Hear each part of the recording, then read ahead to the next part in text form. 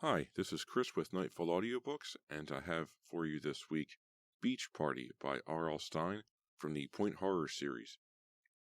If you're not familiar with Point Horror, it's an R.L. Stine story for sure, but it's not connected to Fear Street or Shady Side or the Super Chillers or the cheerleader stuff or anything in any way. It's its own isolated story. I think it's necessary to get out of Shady Side and off of Fear Street for a little while, and just enjoy some of R.L. Stine's standalone novels. Some of these are very good. The Hitchhiker, Hit and Run, I Saw You That Night, The Snowman, Beach House is my favorite R.L. Stine point horror novel. Those are all excellent novels, but this one is Beach Party. I have no idea what it's about.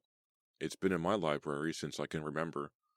I don't remember anything at all, so it'll be like a brand new experience for me. As always, I have high hopes for this story. The cover looks great with the tattered yellow and red umbrella and the broken sunglasses sitting on the beach towel. This looks like a lot of fun. I don't see any shark fins, so I don't think any crazy, weird Jaws tropes are going to occur. And I really like the font because it's embossed, so it's very hard to see, but R.L. Stine's name and the title are raised on the page, and it looks like it's made out of seafoam, so it's got like this really nice pebble texture to it. It's definitely cool. I'm excited for this story, so let's begin. What should I read next? I don't know. Send me an email, nightfallaudiobooks@gmail.com. I am also at home right here on YouTube at Nightfall Audiobooks. Feel free to like, comment, and subscribe, and hit that join button to show your support. Any help is greatly appreciated. I really, truly do mean that. I also have a Patreon page, patreon.com/nightfallaudiobooks. So tell your friends, tell your mom, tell whoever you think would like to listen to me tell them tales from R.L. Stine. Thank you very much for listening, and let's begin. Welcome to a Nightfall Audiobooks production of Beach Party by R.L. Stine, a point horror novel, Book 4. Chapter 1. Karen Mandel drove the way she did everything else in life, foot down hard on the gas, full speed ahead, never look back. The gray morning haze was lifting, and a hot, white sun came burning through as Karen squealed around the curve, roared past a line of slow-moving cars and vans, and slipped her navy blue Mustang convertible into a narrow space in Lot C at LAX. Before climbing out of the car, she stopped to examine herself in a rearview mirror and straighten the blue sleeveless t-shirt she wore over white tennis shorts. I look okay, she thought. Not as pretty as Anne-Marie, but okay. Karen's oval face was framed by straight black hair that rested comfortably on her shoulders. She had dark skin that always looked tan, and shocking blue eyes. Shocking because they were so wide, so blue, and so unexpected. They were eyes that belonged on a fair-skinned blonde. On Karen's dark face beneath her black eyebrows, they looked so dramatic, so mysterious, it was impossible not to stare into them. She smoothed her hair, jumped out of the car, searching for some way to remember this parking spot, and hurried to meet Anne-Marie. "Good timing!" Karen cried. Anne-Marie was just coming out of the gate as Karen arrived. Dressed in hip-hugging designer jeans and a heavy brown sweater, she was carrying a large red canvas bag and a tennis racket. She dropped everything when she saw Karen, and the two friends rushed forward with beaming smiles to hug each other. "Putting on a little weight, aren't you?" Karen said, stepping back. It was a running joke. Anne-Marie was as thin as ever. She looked like a fashion model with her slight figure, her straight blonde hair cut fashionably short, her emerald eyes, her high cheekbones, and pale, creamy skin. "Don't mention weight," Anne-Marie groaned, picking up her bag, which appeared to weigh as much as she did. "They served the worst meal on the plane?" "What was it?" "I'm not sure. It was bright yellow, burning hot on the outside, and frozen solid on the inside." "Must have been lasagna," Karen said. "How did it taste?" Anne-Marie rolled her eyes. "Fabulous. I had to have seconds." They followed the signs to the baggage pickup. "I can't believe I'm here, Karen." They walked past a large window. "Oh, look, the sky is yellow from all the pollution. I guess I can believe I'm here." Karen looked at her watch. "You've been here 15 seconds, and you've already put down L.A. "That's a record for me," Anne-Marie said, shifting the red bag to her other hand and dropping the tennis racket. "I must be slowing down." Karen laughed. "I'm just so glad to see you." She flung an arm around Anne-Marie, forgetting the weight of the canvas bag, and nearly knocked her over. "Oops! Hey, what have you got in there? Presents for me, I hope." "Nope, I brought Sandy." She shook the bag and called into it. "Hold still in there, Sandy." Then she looked back at Karen. "He insisted on coming. He's madly in love with you, you know." How is your little brother? Karen asked, laughing. Compared to what? Anne-Marie joked. Compared to Freddy Krueger, he's okay, I guess. He's at that sarcastic age, you know. Everything you say to him, he's got a sarcastic remark. Oh, he'll grow out of it, Karen assured her. He will? I never did. They went down an escalator and followed the signs down another endless corridor. Suddenly, Anne-Marie stopped. Karen, what's that around your neck? This? Karen's hand went up to the crystal she wore on a chain. Oh no, I knew it, Anne-Marie wailed. Get me back on the plane. I can't stand it out here. That's a crystal, right? You do weird things with crystals, right? You think they have magic powers, and you talk to them, and... Stop. Come on, stop, Karen protested. I just wear it because it's pretty, Karen said, not meaning to sound quite so defensive. For sure, Anne-Marie said, like, gag me with a spoon. Anne-Marie, nobody says it anymore, not even Valley girls, Karen said, making a face. Actually, Mike gave me this crystal before I broke up with him. I know. The astrology counselor at school told you to break up with Mike, right? Hey, you really haven't outgrown your sarcastic phase, Karen said. Breaking up with Mike was a real bummer, you know? Anne-Marie apologized quickly, her cheeks coloring. Sorry, it always takes me a while to lose my New York edge. Really, I'm sorry. I just feel like such an alien out here, like I'm from Mars or something. No problem, Karen gave her a warm smile. I think you'll feel right at home in a little while. Wait till you see where we are staying. They stopped in front of the baggage conveyor belt. Anne-Marie dropped her bag to the floor and placed a tennis racket on top of it. Two small yellow cases were going round and round, looking very lonesome on the long winding belt. You mean we're not staying at your house? Anne-Marie asked.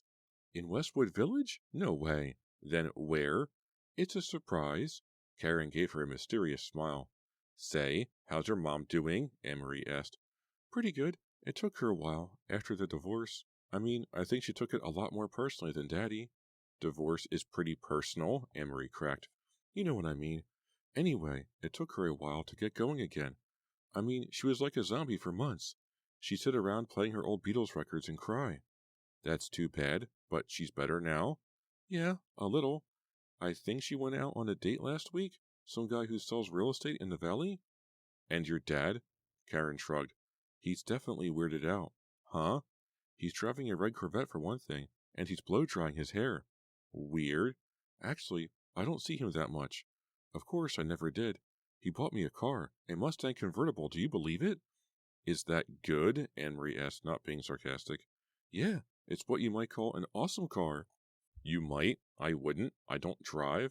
You don't drive? You're 17 and you don't drive? Karen looked positively shocked. No, I take the subway usually. It's a lot faster. The subway? Don't you get mugged and killed if you take the subway? Not everyone, Anne-Marie said, staring past Karen, as more suitcases began to magically appear on the conveyor belt. About 15 minutes later, they were out in the hazy sunshine, looking for where Karen had parked the car. This is an awesome car, Anne-Marie said when they finally found it. I love the white leather seats. How do you keep them clean?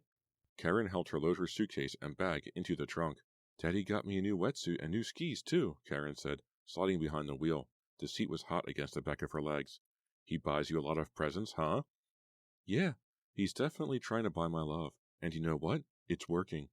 Both girls laughed as Karen backed out. It took a while, even for Karen, to get out of the vast airport. Then, Karen headed the car northwest along Lincoln Boulevard. The bright sun had burned away most of the haze, and the air was getting warmer. Where are we going? Anne-Marie asked. Karen shook her head mysteriously. You'll see. They squealed to a stop because of some construction up ahead. Hey, I've been doing all the talking. What's new with you? Did you have a good year? Anne-Marie looked away. Not really. Karen was more than a little surprised. Anne-Marie was flippant sarcastic, but she always had a lot of enthusiasm. How come? I don't know. It was sort of a wasted year, I guess. It's hard to explain. My high school is so big, and, well, everyone's so immature. And how's Clay? I meant to write. I broke up with Clay, or maybe he broke up with me, I'm not sure. Her normally pale face was bright crimson. Gee, I'm sorry. Me too, Anne-Marie said in a near whisper. Then she added wistfully, maybe it isn't all over.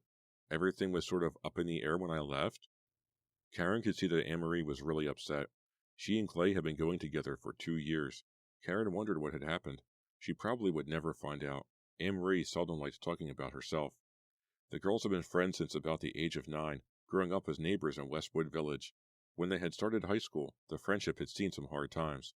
In fact, Anne-Marie didn't speak to Karen for 6 months after Karen started to date a boy Anne-Marie was interested in. "You're always making me jealous of you," Anne-Marie had said one day during an angry exchange, and Karen had never forgotten it. It seemed such a sad, revealing thing to say. But then, Anne-Marie had moved with her family to New York, and the friendship was revived through letters. The anger, the jealousy, the hurt feelings seemed to dissolve over the miles. Now Anne-Marie was back in L.A. for the first time since she'd moved, and Karen was so happy to see her she thought she might burst. The traffic started moving again. "Good old Highway 1, Anne-Marie said, forcing a smile. "Yeah, it's great to be back." It was nearly an hour later when they pulled up to the low 3-story gray shingled apartment building. "Here we are," Karen said, squeezing the Mustang into a narrow parking space. "What do you think?" "Speedway?" Anne-Marie asked, reading the street sign. "Where are we?" "Venice." Karen started to roll the top up. "Venice? You mean the place with all the weirdos and the roller skaters?" Karen grinned. "Wait till you see the apartment." "Whose apartment?" "Ours. Well, actually, my dad's." Karen locked up the car and walked around to open the trunk. "Your dad has an apartment in Venice?" "I told you he's weirded out. He's even rented this apartment right across from the beach. He's having a second adolescence, I guess. I think he wants to bring back the 60s. I mean, he's got psychedelic posters on the walls, and you should see his girlfriend."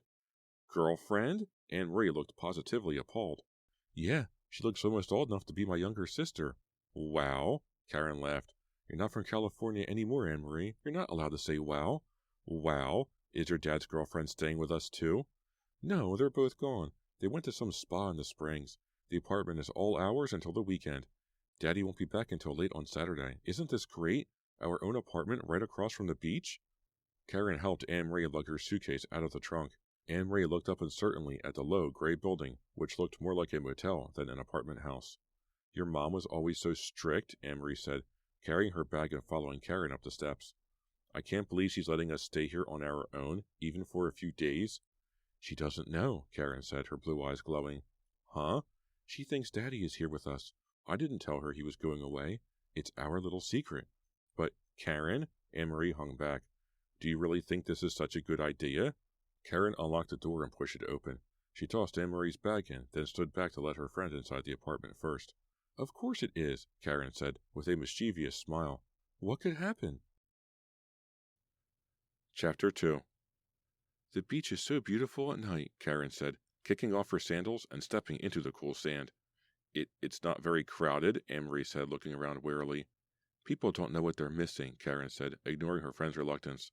"Come on, what's there to be afraid of? When's the last time you smelled the Pacific?" 2 years, I guess," Anne-Marie said, stepping off the boardwalk and following her friend onto the beach. "Hey, wait up. Do you always have to walk so fast?" "You're the New Yorker," Karen called back, not slowing her stride. "You're supposed to be used to a fast pace." "No one could get used to you," Anne-Marie said, jogging to catch up. She heard a noise behind her and turned to see 2 boys in t-shirts and black spandex bicycle shorts roller skating at full speed down the boardwalk. "Aren't they cold?" she asked Karen, shivering.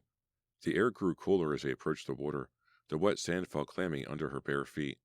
"It's a little chilly," Karen admitted, "but who cares? Here we are, Anne-Marie. It's summer and you're back and we're on the beach and we're going to have nonstop fun for the next month." "When does the nonstop fun begin?" Anne-Marie grumbled. "Come on, just look around," Karen enthused, refusing to acknowledge her friend's sarcasm. Anne-Marie had to admit that it was a beautiful night. The sun had just fallen and the sky was pale evening purple, with tiny white dots of stars beginning to pop out and sparkle. The steady rhythmic rush of the low waves splashing lightly on the smooth shore drowned out all other sounds. Against the darkening sky, the water was as blue as an afternoon sky. It sparkled and shone, as if holding the sunlight, refusing to allow the light to slip away. "Pretty?" Anne-Marie said, smiling at Karen. They walked silently along the shore. The water seemed to grow darker with every step they took. Anne-Marie shivered and wrapped her arms around herself. She was wearing cut-offs and a light wool poncho, but the cold ocean air made her wish she'd worn something heavier. She couldn't believe Karen, who was wearing short shorts and a t-shirt and didn't seem the least bit cold. "Wow, I feel a long way from home," she said quietly. "Anne-Marie, you lived here in L.A. most of your life," Karen reminded her, bending down to pick up a shell, then quickly tossing it into the water. "But I guess 2 years is a long time. It all seems so different." She turned and looked back at the boardwalk, also known as Oceanfront Walk, which was dark and nearly deserted. The shops had all closed before sunset. The summer season, with its influx of tourists and young people and crazies from all over, hadn't really begun. The Venice Pavilion across from Market Street stood dark and deserted, a low concrete bunker covered with graffiti. Karen dug her feet deep into the wet sand. "Oh, that feels so good. I love it," she shouted happily. She lifted her face toward the water to better feel the cold spray. "It's really good for your skin," she told Anne-Marie. "Too salty," her friend grumbled. "Listen, I'm freezing to death. Could we go back and get changed?" "Yeah, I guess." Karen couldn't hide her disappointment that Anne-Marie wasn't being more adventurous, more enthusiastic.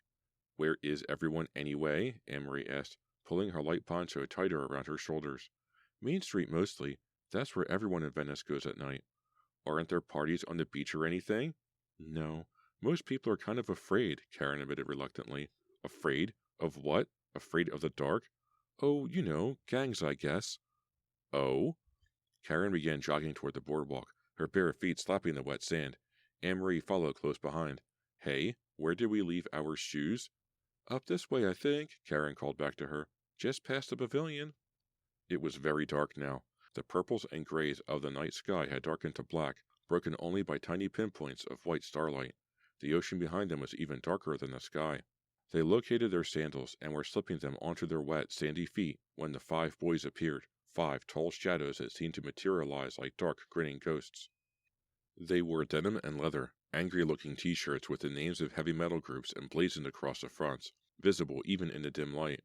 Their hair was short and spiked or scraggly down to their shoulders. A couple of them had diamond studs on one ear. They all wore the same amused expression. "They're trying so hard to look dangerous," Karen thought. The 5 of them shuffled closer, sneakers scraping against the asphalt of the boardwalk, their hands in their jeans pockets or jammed into the pockets of their open jackets. Karen was the first to speak. "Hey, how's it going?" This seemed to strike some of them funny. They laughed, short, high-pitched laughter. "Real fine," one of them said. He was tall and lanky, with short blonde hair spiked straight up. His smile revealed 2 deep dimples on his narrow cheeks. He's kind of cute, Karen thought. He raised his hand to scratch his jaw, and Karen could make out a tattoo of an 8-ball on the back of his wrist. Karen thought she recognized him from school. His name was Vince something or other. He had bumped into her once in the hallway, causing her to drop all her books. When he'd stooped to help her pick them up, he'd seemed very embarrassed. She remembered he hadn't said a word. "How are you doing?" one of Vince's friends, a tall, dark-haired boy with a serious skin problem, asked, leering at the 2 girls. He took a deep drag from the cigarette between his lips, then tossed it onto the asphalt, and stamped it out beneath the toe of his black boot. "We were just leaving," Anne-Marie said, pulling Karen's arm. "Hey, it's early," one of the boys said, moving to block their way. "Yeah, we just got here," the dark-haired one said, staring hard at Anne-Marie. Karen glanced at Vince, who hadn't said anything. He was standing back, a few feet from his buddies, his face expressionless. "You guys better not go for a swim," Karen said. "You forgot your rubber ducky inner tubes." They all laughed, sarcastic, phony laughs, everyone except Vince, who stood frozen, watching silently. "We heard there was going to be a party," the dark-haired one said, looking Anne-Marie up and down. "Isn't that right, Vince?" Vince shrugged in reply. "Yeah, a beach party," one of the others said, nervously fiddling with the zipper of his denim jacket. "Have fun, guys," Karen said, starting to walk past them. "Hey, you're invited." "Yeah, in fact, you're the party," the tall one said, his voice filled with menace. Karen caught Vince's eye. He quickly looked away.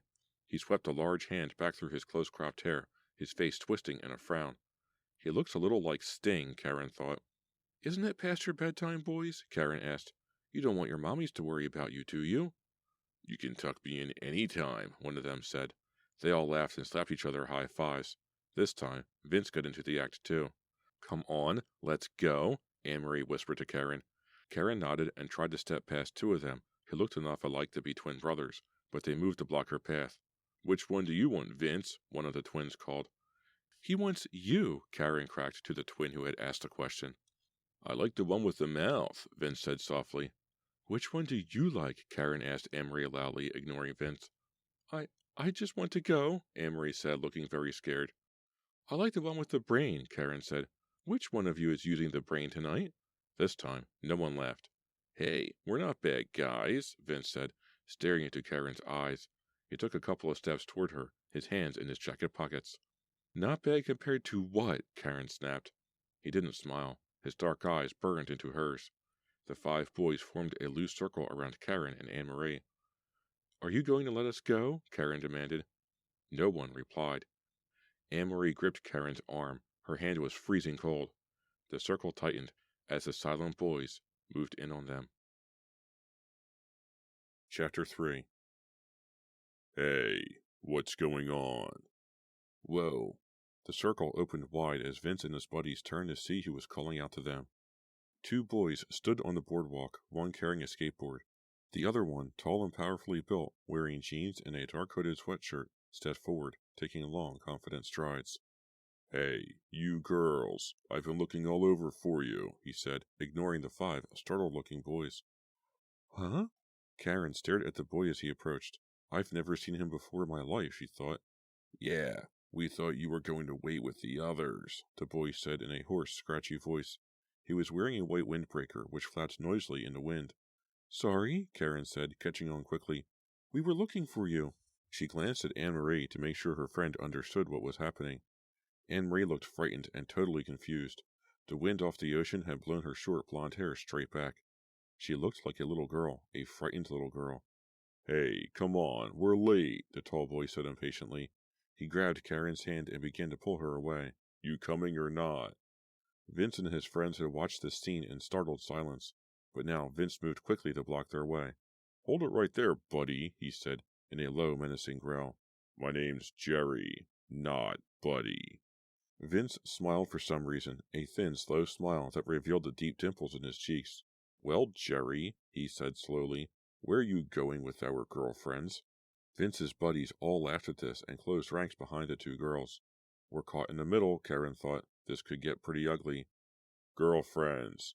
Jerry looked Vince up and down. His friend moved quickly to his side. "Hold on a minute, man," Jerry said. "You're talking about my sister." He motioned to Karen. Vince sneered. "She's your sister?" "We do look a little alike," Karen thought, looking closely at Jerry. He had straight, dark hair like hers, and light eyes, and a perfect, straight nose. Vince took a step back. Karen took that as a good sign. Jerry is bigger than Vince, she realized. Jerry probably works out. He has such powerful-looking arms, such a broad chest. His friend looked as if he was in pretty good shape, too. "If she's your sister, I don't want her," Vince cracked, holding up his hands as if surrendering and stepping back onto the sand. "Yeah, she's contaminated," one of Vince's buddies shouted. "Don't touch her, Vince. You don't know where she's been." They all laughed, except for Vince, who seemed to be thinking hard. "He's backing down," Karen thought. "He's going to let us go." To her surprise, she felt a little disappointed. Not disappointed that a fight had been avoided, but disappointed that she had to leave Vince. She realized that she was attracted to him, the way she was always attracted to danger, to excitement, the way she often was driven to pursue things she knew might not be good for her. Vince was staring into Karen's eyes. "We didn't mean any harm," he said to her quietly. "Just messing around." He gave Jerry a threatening look, then turned quickly and motioned for his friends to follow him. They walked off down the boardwalk quickly, laughing about something, slapping each other on the shoulders. "That was close," Anne-Marie said, sighing. She looked pale in the dim light, but very relieved. "Where'd you come from, anyway?" Karen asked Jerry. "Marty left his skateboard over by the rec center this afternoon. We went back to look for it and saw you and your friends." "They weren't exactly friends," Anne-Marie said, looking down the dark boardwalk as if expecting Vince and his friends to return. Black eyes and round puffs of cheeks. He looks like a squirrel, Karen thought. A fat little squirrel storing up nuts for the winter. Jerry, on the other hand, was a great-looking guy. A little too straight, too preppy for her taste maybe, but she might be able to make an exception this time, especially since he had rescued her from those tough guys. "It's kind of cold, don't you think?" Anne-Marie said, looking toward the houses across from the beach. "Yeah, let's get warmed up," Jerry said, rubbing his hands together. He looked at Karen. "You two have plans?" "No," Karen answered quickly. "We were just going for a walk and—" "Well, do you know Ray J's on Main Street? A bunch of us sort of hang out there. It's not a bad place." "We've got to get changed first," Anne-Marie said. "Yeah, right," Karen agreed. "We'll meet you there. Ray J's. I think I know where it is. On Main Street, near Park?" "Don't meet us. We'll walk you home and wait for you," Jerry said, giving her a warm smile. "Okay, sounds good," Karen said, returning his smile. "And it'll be our treat, since you were so brave." "Well, you're pretty brave to be seen with us," Marty said in his hoarse, scratchy voice, and then laughed as if he made a truly hilarious joke. Ray J's was a small, bustling coffee shop and pizza restaurant in the basement of a 2-story house on Main Street between Park and Brooks. Karen found a parking place a few doors past the restaurant, parked the Mustang, and cut the engine. "It's only a few blocks from the apartment," Anne-Marie protested. "We could have walked." Marty looked at her curiously from his position beside her in the back seat. "Walk? What's that? You're not from around here, are you?" "Some people out here don't walk to the bathroom," Karen joked. They climbed out of the car and looked up and down Main Street, which was crowded with people window shopping, on their way to dinner, or to the many clubs and bars that line the narrow street. "Looks like Greenwich Village," Anne-Marie said, "only everyone looks a lot healthier." "Don't let looks fool you," Karen said. She hopped down the concrete stairs to the open entrance of Ray J's, the others following behind. The restaurant was a long, low rectangle with 2 rows of red vinyl booths going straight back to a mirrored back wall. A rainbow-colored jukebox beside the bar against the near wall was playing a Willie Nelson record. 2 waitresses scurried back and forth down the wide aisle. They wore long, red aprons over black t-shirts and red short shorts, and little red plastic baseball caps with Ray J's in black on the front.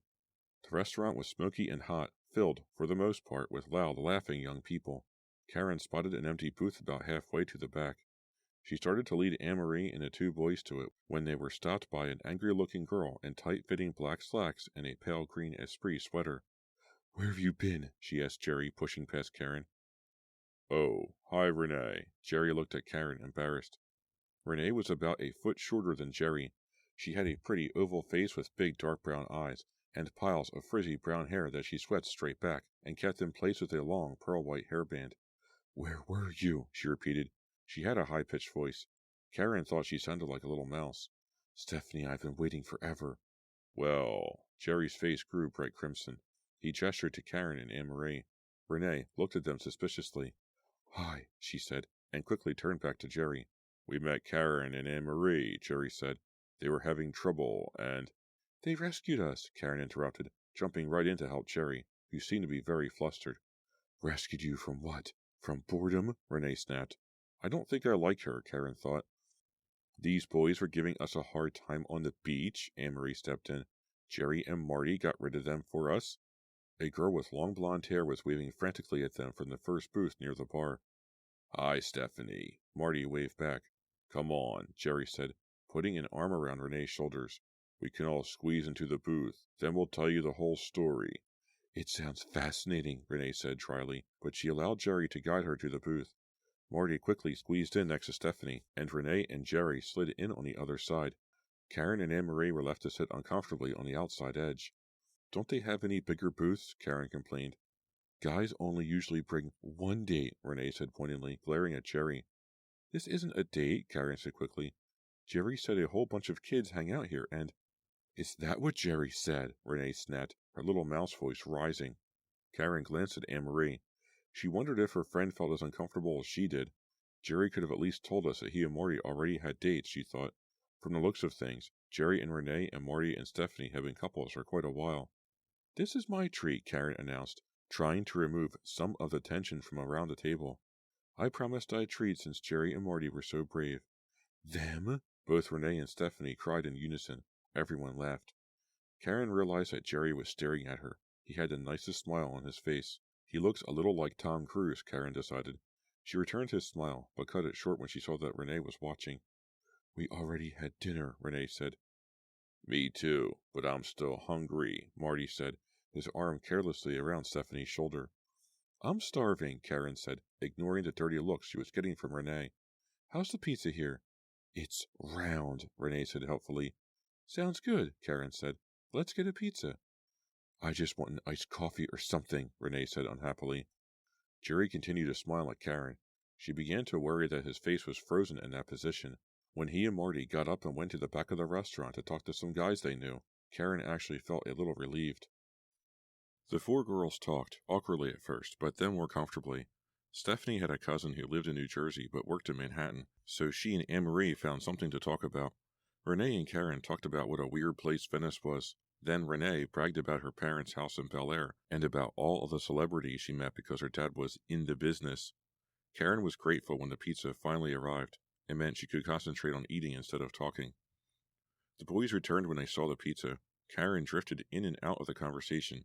Her mind wandered back a few hours. Back to the deserted boardwalk, she found herself thinking about Vince, about how he tried to look so tough but how those deep dimples of his betrayed him. She tried to recreate the scared feeling she had had back on the dark beach, the creeping feeling of terror when the boys circled them and started to move in, like vultures to their prey. It was scary but thrilling at the same time. How far would those boys have gone, she wondered. What would have happened if Jerry and Marty hadn't happened by? The best beach parties at Malibu, Jerry was saying when Karen's attention drifted back to the table. She looked up and realized that he was talking to her. You'll have to come sometime, he said. You too, he added quickly, looking across the booth at Anne-Marie. Sounds like fun, Anne-Marie said, wiping pizza sauce off her chin with a napkin. Where is this party beach? It's a secret, Jerry told her. We slide down these cliffs and onto the beach. It's really great, especially at night. Malibu is so beautiful, Anne-Marie said. It's pretentious, Renee said, sighing. She didn't bother to amplify her opinion. Maybe we'll all go Friday night, Jerry said, doubling his enthusiasm in an attempt to cover for Renee's definite lack of it. Maybe, Karen said, grabbing another slice of pizza off the tray. The rest of the evening went by quickly and pleasantly. Even Renee seemed to pick up and get into a better mood. It was nearly midnight when they decided to call it a night. I can drive everyone, Karen offered, stifling a yawn. No, I have my car, Renee said, waving a set of BMW keys under Karen's nose. As they slid out of the booth, Jerry leaned forward and whispered into Karen's ear, You have great eyes. She smiled and started to thank him for the compliment, but stopped when she saw Renee watching them from the restaurant doorway. So does Renee, Karen said pointedly. Jerry blushed and hurried back to Renee. As they stepped out of the restaurant into a surprisingly cool evening for June, the street was still filled with people. On a corner, an old man wearing a Dodgers cap over sunglasses was seated on an overturned trash can, playing a funky blues tune on a harmonica. Several couples were clustered outside an after-hours club across the street. Car horns honked. The street was still filled with traffic. Karen had to pay the cashier, so she was the last one out of the restaurant. As she stepped up onto the sidewalk, she was surprised to find Renee waiting for her, the others having gone ahead. It's busier now than it was at 8, Karen said, looking down the street. Listen, Karen. Renee grabbed Karen's arm. Her hand was cold. Her fingers tightened around Karen's wrist until Karen felt like crying out.